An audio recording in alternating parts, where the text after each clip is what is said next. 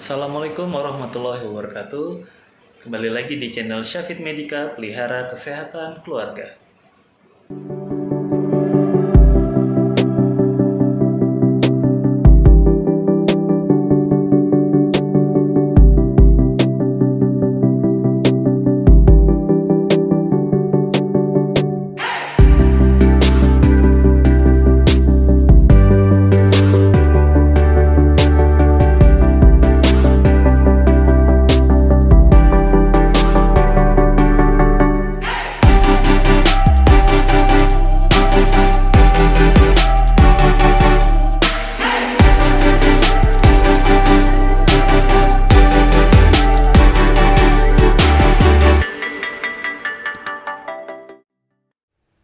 Baik, selamat sore Bapak-bapak dan Ibu-ibu sekalian. Pada sore hari ini saya kembali terima kasih diberi kesempatan lagi untuk memberikan materi health talk kita. Yang pada sore hari ini topiknya mengenai kardiovaskuler ya, atau masalah sistem jantung dan pembuluh darah ya. Mungkin sebelumnya pernah juga dibahas masalah kardiovaskuler ini, mungkin kalau saya tidak salah ingat itu masalah serangan jantung ya. Nah, jadi pada sore hari ini saya akan membahas materi health talk tentang gagal jantung, penyakit yang mungkin juga bapak-bapak dan ibu-ibu pernah dengar sebelumnya ya, seperti itu. Baik, langsung saja kita mulai. Ya, sebelum kita masuk ke materi, ini ada sedikit mengenai anatomi atau eh, gambaran jantung normalnya ya. Kalau anatomi itu ilmu urai tubuh, jadi kita akan membahas dulu bagian-bagian dari jantungnya. Nah, seperti yang kita ketahui, jantung itu letaknya di dada sebelah kiri ya. Kalau kita lihat ini potongan dari tampak depan, itu letaknya di dalam rongga dada kita ya, yang diliputi oleh tulang-tulang dada, tulang iga ya, tulang iga dan tulang selaput di bagian belakang, tulang belikat di bagian belakang, yang di dalamnya juga ada paru-paru kita. Jadi kalau di sketsakan itu bentuk jantungnya letaknya di tengah dan agak ke kiri ya, lebih banyak bagian jantungnya yang sebelah kiri seperti itu, seperti ini. Jadi dia letaknya di dalam rongga dada.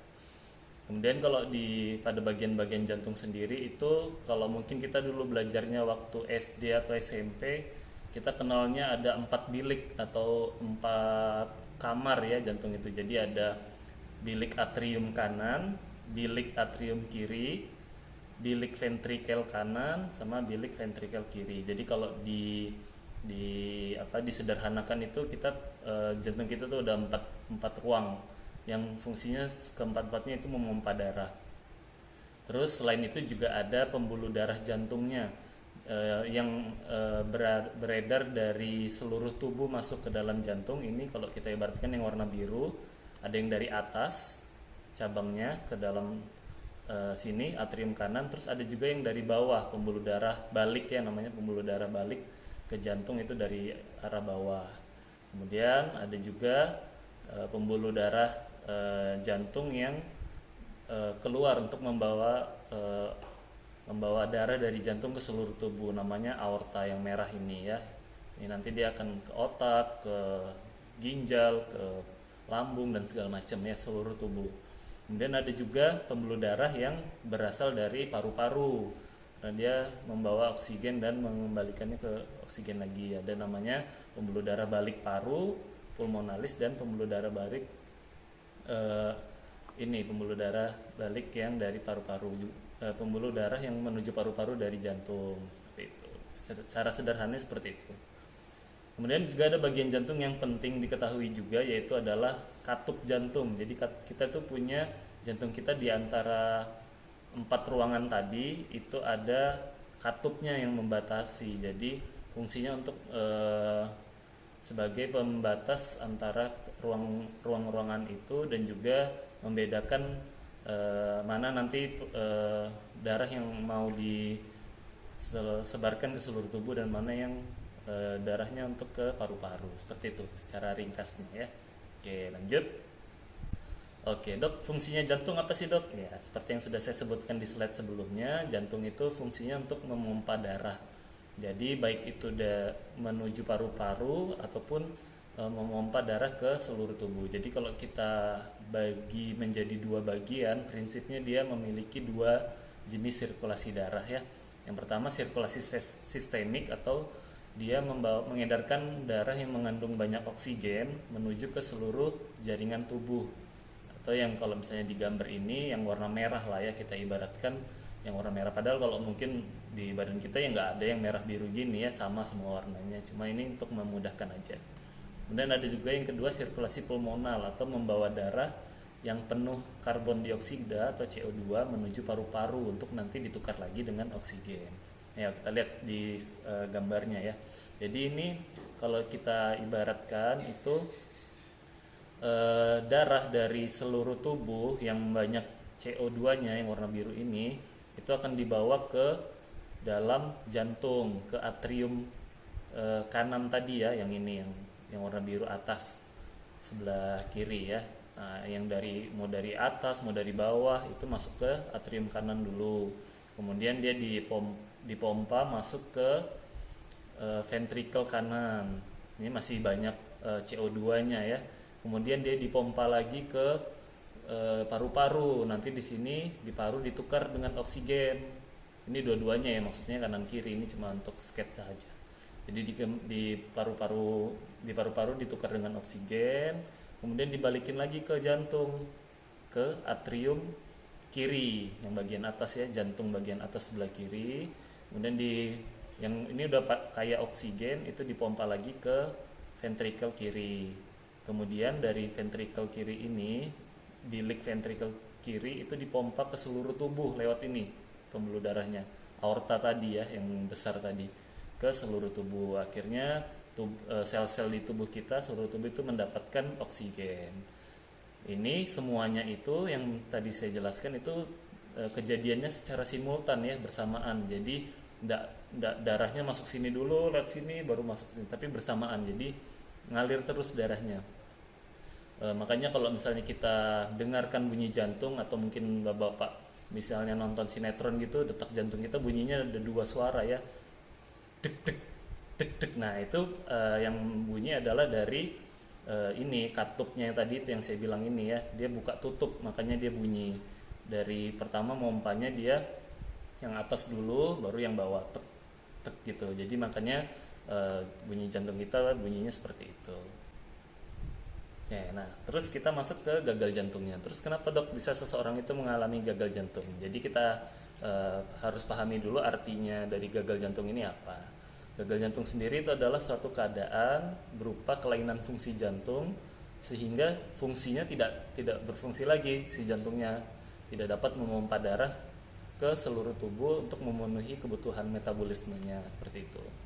Ini kalau misalnya kita lihat gambarnya, ini dia gambar kayak orang tua ya, jadi jantungnya udah menua, sudah tidak mampu memompa darah lagi, atau memompa tapi tidak adekuat, seperti itu. Nah penyebabnya apa dok? Nah penyebabnya sebenarnya gagal jantung ini banyak ya. Kita bisa kaitkan dengan faktor resiko penyakit jantung, itu kurang lebih hampir semua penyakit jantung faktor resikonya sama. Cuma khusus pada gagal jantung ini paling sering adalah usia, seperti yang gambar sebelumnya tadi ya. Kalau berdasarkan usia itu biasanya resikonya di usia 60 sampai 65 tahun ke atas, seperti itu. Tapi tidak menutup kemungkinan juga usia di bawah itu, cuma angka kejadiannya lebih tinggi pada usia tua. Kemudian yang kedua, konsumsi garam berlebihan. Nah, kalau kita ibaratkan darah itu seperti di wadah satu gelas air, terus kita banyak masukkan garam, anggaplah 5 sendok garam, terus bapak aduk sampai garamnya larut, makin lama pasti rasanya makin berat ya, namanya massa di dalam berat jenisnya itu makin tinggi, makanya si airnya tadi itu makin kental. Sama seperti kalau misalnya kita konsumsi garam berlebihan, makanya darahnya jadi kental sehingga menyebabkan si jantungnya harus memompa lebih berat, lebih kuat supaya peredaran darahnya lebih lancar, seperti itu. Makanya Ini paling sering juga penyebab gagal jantung itu adalah konsumsi garam berlebihan, dan itu jangka waktu yang lama ya, seperti itu. Kemudian yang ketiga, pekerjaan berat dalam jangka waktu lama, misalnya olahragawan itu bisa juga, atau pekerjaan-pekerjaan yang memaksa jantung untuk bekerja lebih lebih cepat atau lebih berat, seperti itu. Dan itu sama seperti yang tadi sebelumnya, dalam jangka waktu yang lama, seperti itu. Kemudian yang keempat, merokok. Nah, ini juga sama ya, hampir semua penyakit jantung itu atau kardiovaskuler tadi, jantung dan pembuluh darah, itu bisa juga faktor risikonya adalah merokok. Seperti yang kita ketahui bersama bahwa merokok ini bahkan itu ada di bungkusnya ya, bisa menyebabkan gagal jantung, serangan jantung dan lain-lain. Nah, itu berdasarkan penelitian adalah karena rokok ini menyebabkan pembuluh darah jantung kita itu kaku. Nah, kita kan normalnya pembuluh darah jantung itu nggak seperti pipa air gitu ya, yang saklek diameternya segitu-segitu aja. Tapi pembuluh darah kita itu bisa menyempit dan melebar sesuai kebutuhannya. Misalnya normalnya kita olahraga itu pembuluh darah jantung kita akan mengecil untuk supaya tekanan darahnya naik, untuk darah supaya lebih cepat peredaran darahnya, karena kan kita memaksa kerja jantung, kerja otot, dan kerja sel-sel yang lainnya untuk olahraga, makanya pembuluh darahnya dia mengecil.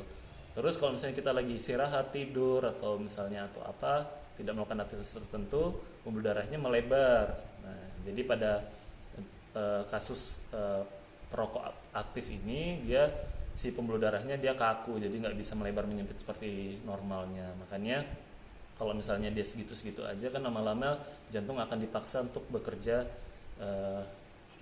cepat terus, seperti itu ya. Nah, terus yang kelima, ini ada hipertensi dan diabetes, sama seperti yang sebelumnya ya. Hipertensi tadi kan dia paling sering karena kekakuan dari pembuluh darahnya, sedangkan kalau diabetes itu sama seperti yang faktor risiko kedua tadi. Jadi kalau diabetes itu kan kadar gula darah yang tinggi di dalam darah kita, makanya sama kayak tadi ya, jadi berat jenis darahnya itu kayak kental banget, makanya jantungnya harus memompa lebih berat. Nah, ini kan juga diabetes kan bukan penyakit yang 1-2 hari kayak flu ya, 1-2 hari kita langsung tiba-tiba flu gitu kan, enggak, tapi memang perjalanan waktu yang lama, artinya juga jantungnya juga lama-lama bekerja berat, seperti itu ya. Baik, kemudian yang selanjutnya adalah akibat kelainan atau kerusakan otot jantung. Jadi misalnya ada memang jantung yang otot jantungnya mengalami kerusakan, juga itu bisa menyebabkan gagal jantung. Kemudian yang terakhir adalah penyumbatan. Nah, ini mungkin yang sudah pernah dibahas di Health Talk sebelumnya, adanya penyumbatan di pembuluh darah jantung. Kalau misalnya tadi saya lupa menyebutkan di bagian-bagian jantung ya. Jadi pembuluh darah jantung itu memiliki pembuluh darah, tujuannya untuk memberikan nutrisi atau darah pada si jantung sendiri. Kan jantungnya kan juga butuh energi ya untuk dia bisa memompa.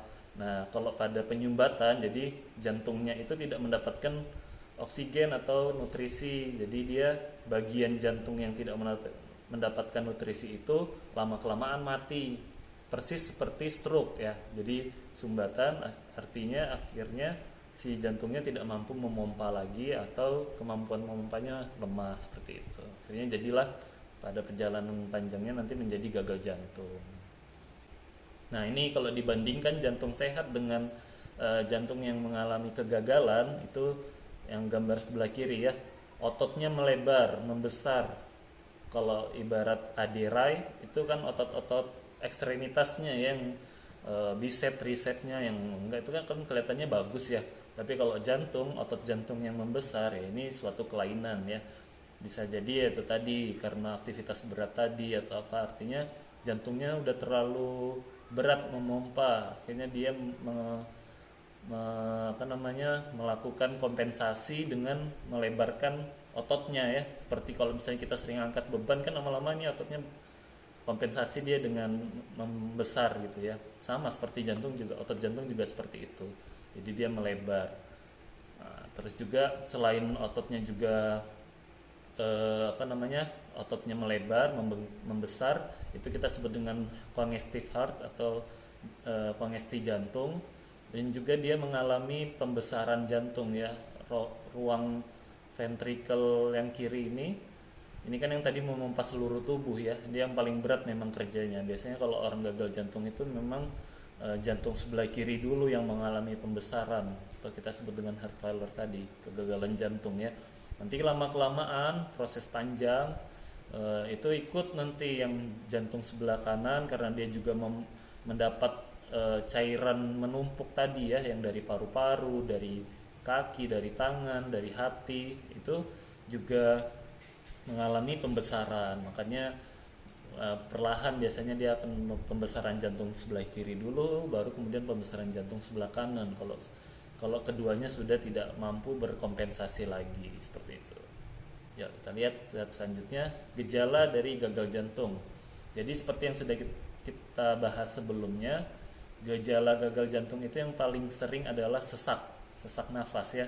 Kemudian paling sering juga pada saat beraktivitas. Misalnya kalau diam duduk gitu aja nggak sesak dok. Kalau misalnya jalan atau naik tangga terus tiba-tiba sesak, itu juga bisa dicurigai sebagai gagal jantung, salah satunya ya. Kemudian sesak nafas saat berbaring. Nah ini yang khas juga ya. Biasanya penderita gagal jantung itu kalau tidur, kalau dia sudah gagal jantung, dia tidak cukup satu bantal, harus 2-3 bantal, harus ditinggiin kepalanya. Itu baru dia enakan, tidak sesak lagi. Itu salah satu gejalanya. Terus yang ketiga mudah lelah, terutama kalau aktivitas ya. Kemudian pipi, perut, dan kaki membengkak ya. Paling sering tuh awalnya adalah kaki ya, karena dia paling jauh dari jantung ya, numpuk di bawah dulu cairan darahnya itu tadi ya. Dan telapak kaki dingin, nafsu makan menurun, ini gejala tidak khas ya. Paling sering adalah sesak nafas saat beraktivitas, tidur berbaring itu juga kadang disertai sesak, terus juga bengkak di kaki atau tangan, seperti itu. Lanjut. Nah, ini klasifikasi gagal jantung. Jadi, dia ada kelas-kelasnya ya. Kalau kita ibaratkan itu ada stadium-stadiumnya ya. Kalau stadium 1 dia masih ringan, tidak ada pembatasan aktivitas fisik. Jadi, kalau misalnya masih jalan datar gitu atau naik tangga satu lantai dua lantai masih tidak sesak gitu. Tapi kalau misalnya aktivitas yang berat itu baru dia timbul keluhannya seperti itu. Kemudian kalau stadium 2 ada pembatasan ringan, misalnya kalau baru aktivitas jalan tadi udah mulai sesak, seperti itu. Kalau kelas 3 dia sama, ada pembatasan aktivitas fisik juga, tapi dia lebih nyaman kalau istirahat, walaupun begitu jalan dikit sesak lagi, seperti itu stadium 3. Beda sama yang 2 tadi, dengan istirahat dia udah pasti hilang gejalanya. Kemudian yang terakhir stadium akhirnya itu kelas 4, stadium 4 ya. Ini aktivitas sedikit pun dia nggak bisa. Bahkan gejala gagal jantung bisa aja timbul pada saat istirahat, seperti itu. Ini klasifikasi stadium-stadium dari gagal jantungnya. Oke, lanjut. Nah, dok, saya punya orang tua atau saya punya temen ada gejala nih ngarah ke gagal jantung. Kalau dokter jelasin tadi kok kayaknya gagal jantung. Nah, saya harus gimana nih dok? Oke, yang pasti ya harus periksa ke dokter ya, periksa dan konsultasi, karena gejala penyakit jantung itu mirip-mirip semua, belum tentu itu gagal jantung juga, tapi ya kita waspada, harus curiga juga mengarah ke sana, apalagi kalau semua faktor resikonya tadi ada ya, misalnya usia, kemudian dia memang perokok berat dulunya, dari SD ngerokok sampai sekarang nggak berhenti dok misalnya, kemudian dia ada penyakit komorbidnya, ada kencing manis, ada tekanan darah tinggi, apalagi nggak pernah kontrol. Nah itu harus waspada ya. Nah nanti pada saat diperiksa itu akan dilakukan yang pertama rekam jantung ya. Kalau di rekam jantung itu nanti dari gelombangnya dia kelihatan ada pembesaran jantung apa tidak, seperti itu. Kemudian yang kedua yang lebih jelas lagi adalah dengan foto ronsen. Jadi di ronsen dadanya itu nanti akan kelihatan pembesaran jantung apa enggak. Ini kalau contohnya ini udah sampai pembesaran jantung sebelah kiri. Ini yang saya tunjuk ini sebelah kiri, yang ini sebelah kanan ya. Jadi udah bengkak banget jantungnya. Ini udah curiga pembesaran jantung karena kegagalan jantung, seperti itu. Kalau udah sampai kanan kiri ini berarti udah lama ya, perjalanannya udah lama, seperti itu. Nah ini kita bandingkan dengan ronsen normalnya. Kalau normalnya tuh gini nih, kecil aja ya, kayak buah pir jantung itu normalnya kecil aja, nggak besar banget. Kalau misalnya udah gagal jantung, dia nih sampai yang kiri ini udah sampai mentok ya, udah mentok ke dinding dada sebelah kiri. Oke, dok gimana tata laksananya atau pengobatan gagal jantungnya? Ya, kita kembali ke eh, kalau jantung sudah mengalami kegagalan, namanya gagal ya, dia akan sulit untuk susah ya dikembalikan ke normal lagi. Jadi biasanya sudah tidak bisa, bahkan namanya itu jantungnya udah kompensasi. Jadi dia sudah melakukan yang sebisa dia lakukan seperti itu. Makanya perawatan gagal jantung ini kembali ke mengurangi beban kerja si jantung. Yang pertama dengan pembatasan aktivitas fisik. Jadi ya orang-orang yang sudah gagal jantung nggak boleh tuh olahraga yang berat atau kerja yang berat, main futsal misalnya sampai 2 jam, nah itu nggak boleh ya.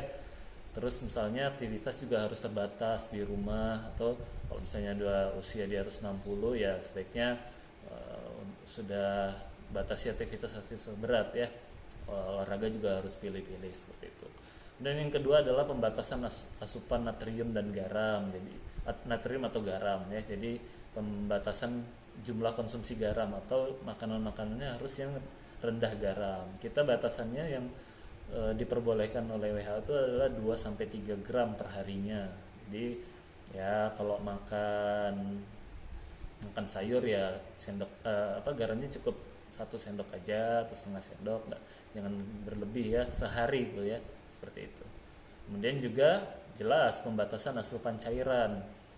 Jadi kalau bisa jangan banyak minum ya, minumnya harus dibatasi. Kita normalnya itu butuhnya 2 liter per hari. Kalau orang dengan gagal jantung sebaiknya kurang dari itu ya, karena tadi supaya tidak membebani jantung.